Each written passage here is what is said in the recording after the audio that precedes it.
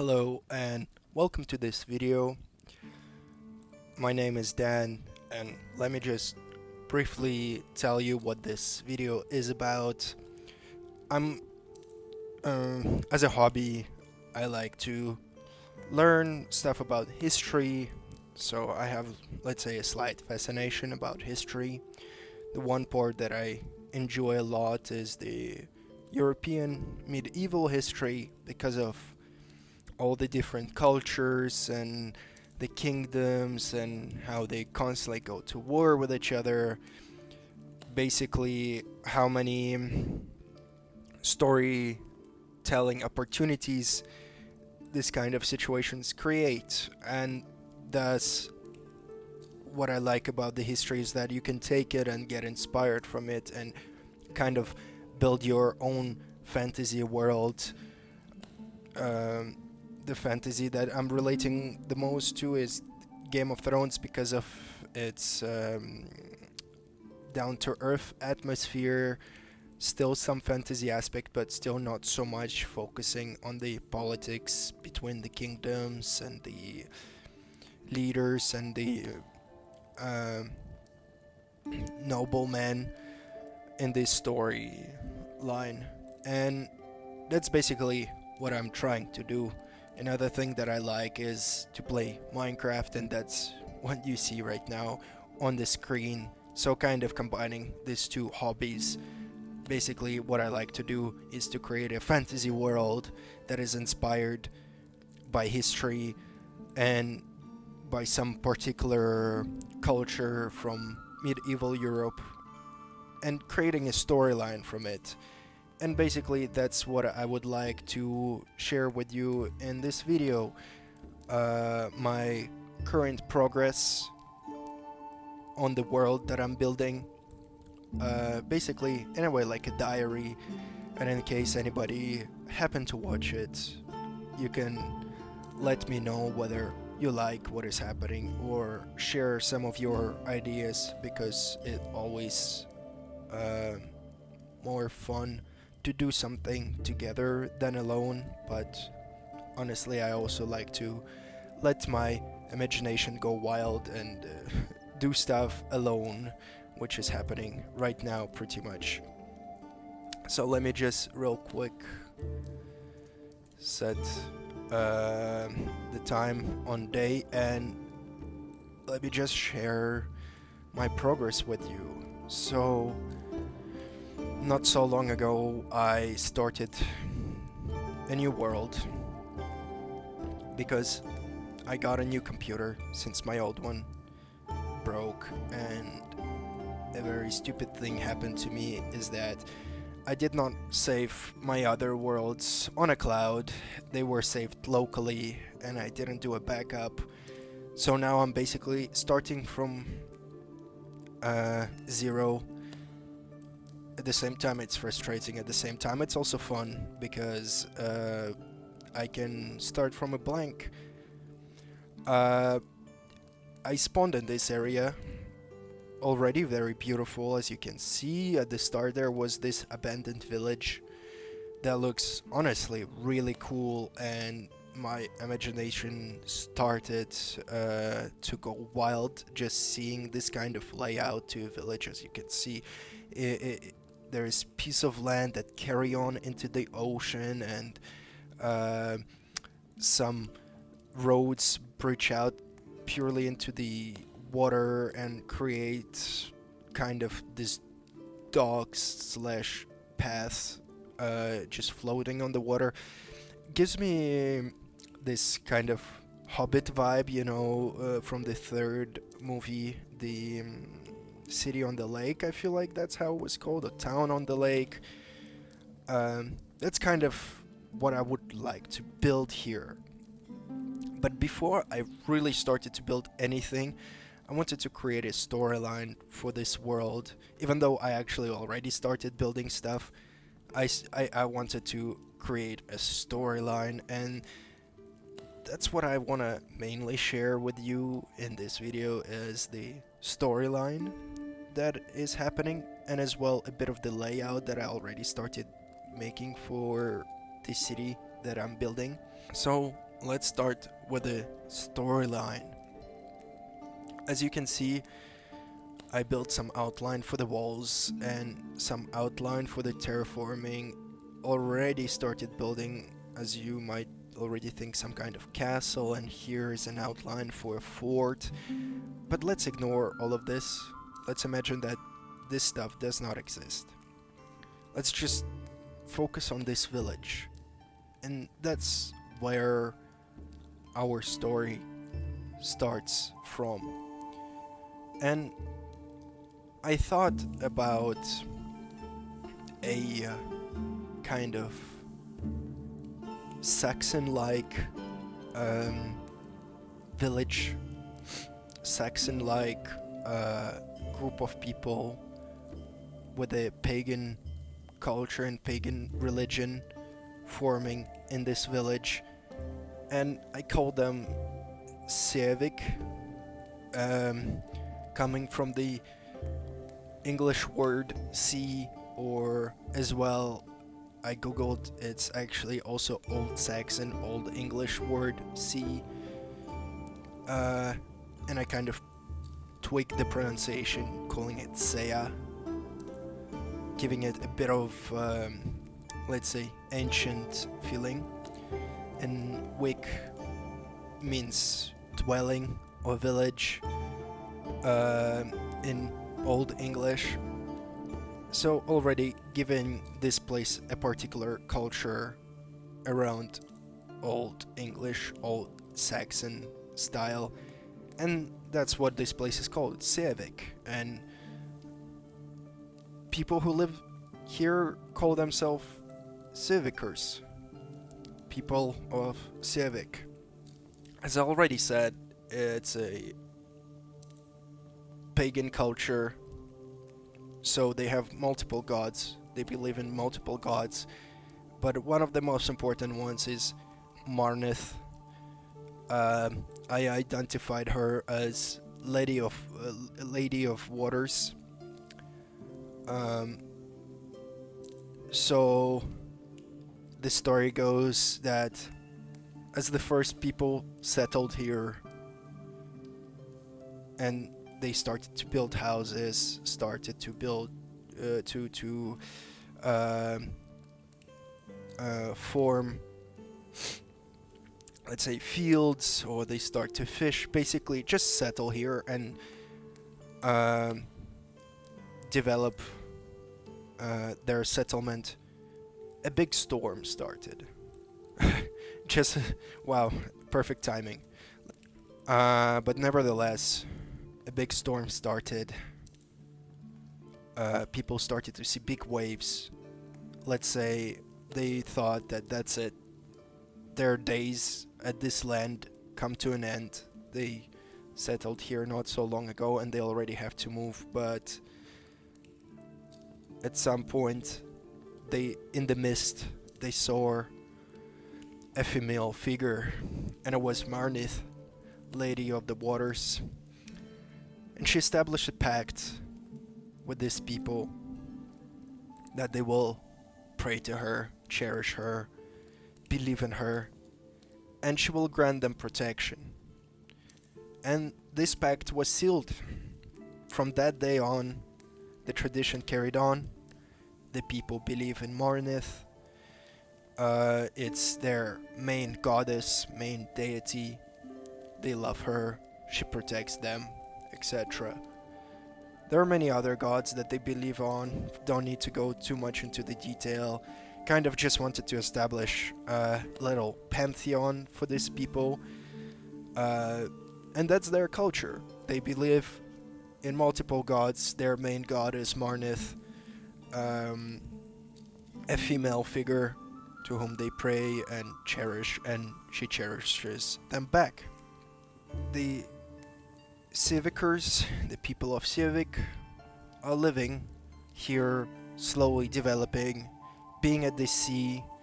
They develop trade.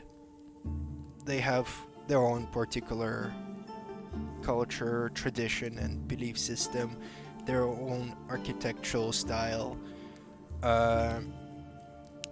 and they're accepted by other people who live in this world. They trade with them.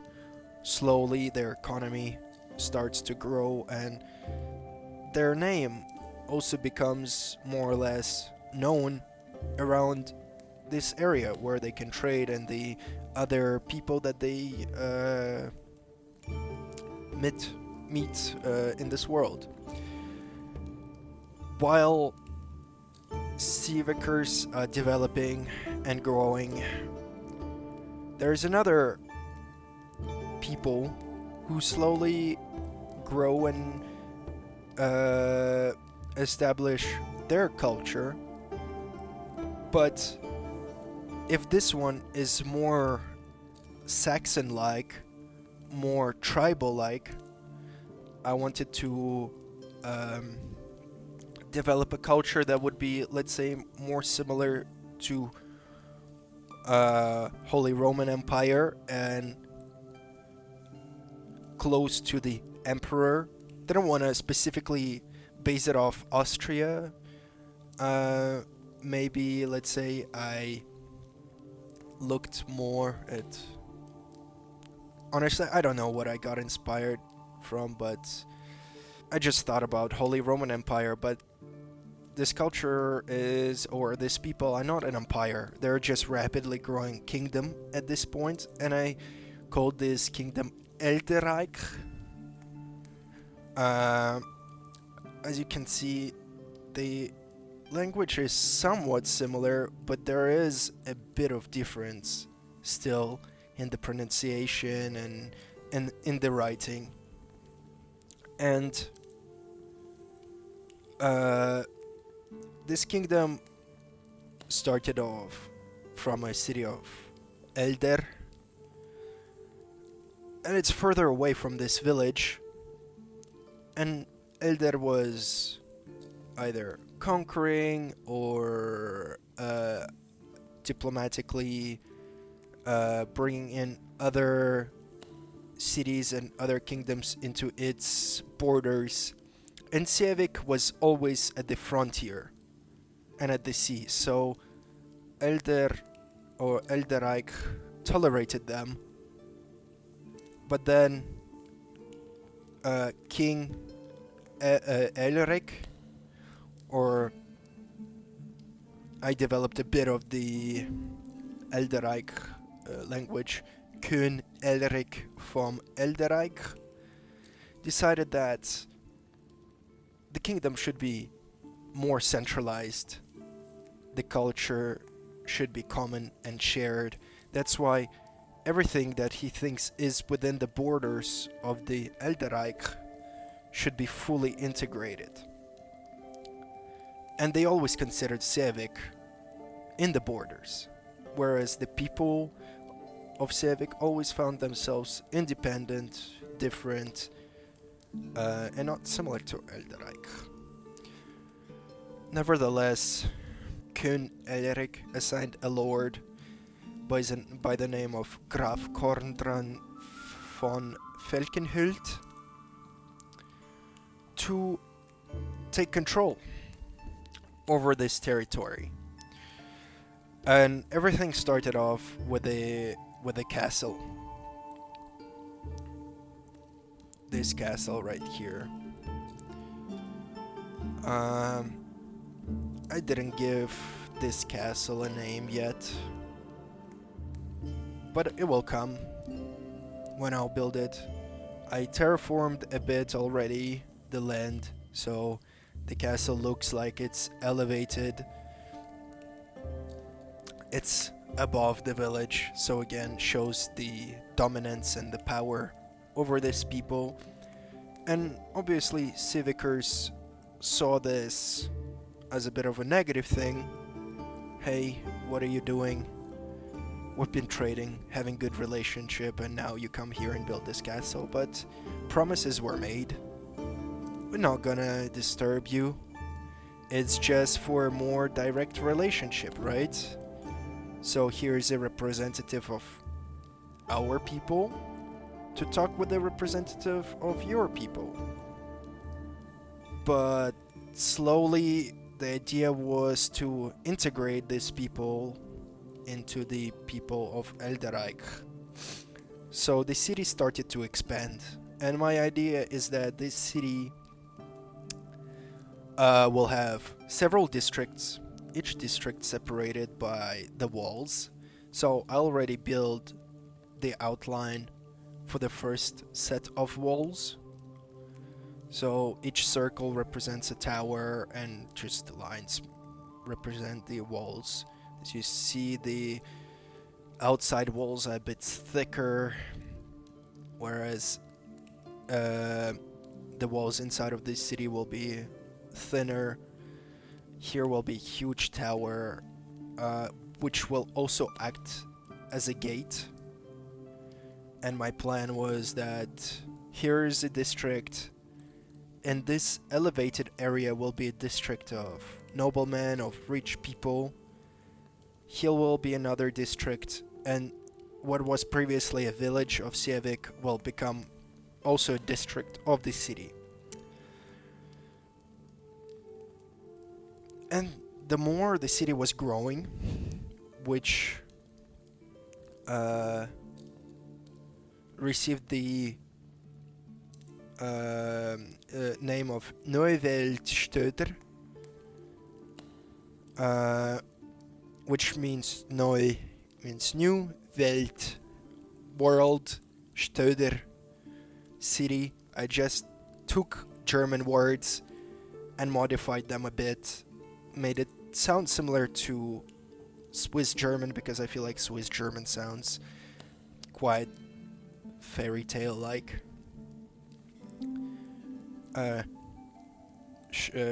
For my thinking, Stöder means city, or like if in proper German it's Stadt. So I just changed it a bit to make it sound more fantasy-like. So to diminish these people, they called it Neue Weltstöder, New World City, not after these people. And the district of Sievik became Sievichen, closer to the language of Älderrykch. So again, it shows the suppression of Sievikers, and that's basically the storyline here. It's the conflict between the Sievikers and the people of Älderrykch. And from this tower, there will be a wall running here, and I won't connect to this fort. I wanted to build a wall running from here, like this, and over here. And in between of the fort and the wall, there will be a river, which I kind of started to build there. Again, I haven't done that much, and that's why I'm recording just the first progress, so to say. Already developed the names for all the districts. So this district I wanted to call Nieuwhuizen, so new houses.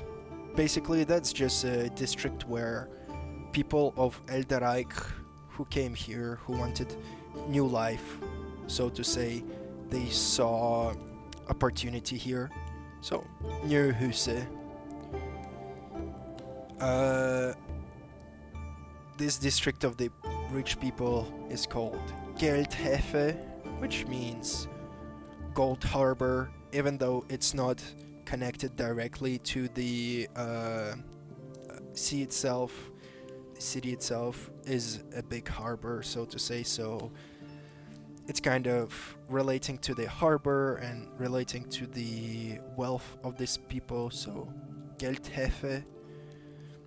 The district here, so there will be another wall running here again to divide this district between this district. Here will be another one called Westfield, which means Westfield, and there will be again a city wall, and behind the wall will be a bunch of fields. So here will be the farmers, or maybe yeah, like people who take care of the farms. So there will be as well butchers and all kind of this kind of citizens. You can see how this city is basically surrounding the civic, and that's as well what kind of atmosphere I wanted to create. These people created their own settlement right here at the beautiful edge, right? It's honestly very beautiful terrain. And then the Älderrykch came and just encircled them fully. And as well, just to show dominance, after building this castle, they build a fort here, which will be named after the king.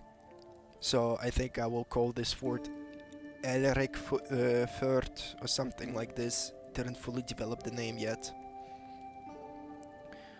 And another big difference that I wanted to emphasize is the culture or religion. So Älderrykch will have a religion similar, let's say, to Christianity, where there is only one God, and their god will be called Eldur, and the church will be called Eldur's light, so the light of Eldur, and their symbol will be the sun, the guiding sun of Eldur. And basically it's just kind of emphasis on their culture. They feel that they have a connection to older times, like their kingdom is called Älderrykch, so older Reich, older kingdom. Their god is called Eldur, so ancient one, so to say. So they feel this depth, this connection to the ancient times, even though their culture, so to say, is quite modern. Their building style is modern. They build towers, they build walls, whereas Slavic people don't in particular see themselves as ancient, but their culture is way older. And that's I just want to play around this juxtaposition. And as well, the Church of Eldur's Light doesn't in particular say that their god is male, but I want to make kind of an assumption that the citizens of Älderrykch for some reason perceive their god as male. So it's another juxtaposition. Älderrykch believes in a male god, and Slavicers believe in their main goddess, who is female. I mean, goddess, whatever. You understand what I mean. And that's basically the idea that I have, and that's kind of it. I've been mumbling for a bit.